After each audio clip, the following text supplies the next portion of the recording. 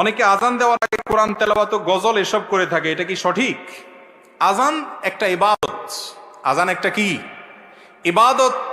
একটু আগে আলোচনায় বললাম, সেইভাবে করতে হবে যেভাবে মুহাম্মদ সাল্লাল্লাহু আলাইহি ওয়াসাল্লাম করেছে। অতএব তার আজানের আগে কোনো গজল তেলাওয়াত এরকম আলাদা কিছু ছিল?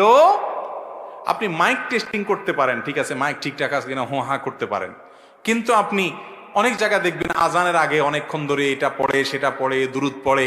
আরে ভাই, দুরুদ আজানের পরে পড়া সুন্নত এবং সেটা আজানের সাথে সম্পৃক্ত না। আজানের পরে সবাই ইন্ডিভিজুয়াল দুরুদ পড়বে এবং আজানের দোয়া পড়বে, সেটা হাদিস দ্বারা সাব্যস্ত।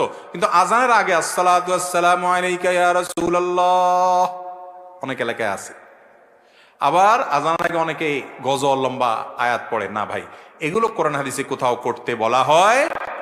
আমাদেরকে আল্লাহ বলেছেন, মা আতাকুমুর রাসূল ফাখুযুহু, রাসূল সাল্লাল্লাহু আলাইহি ওয়াসাল্লাম তোমাদেরকে যেটা দিয়েছেন সেটাকে ধরো।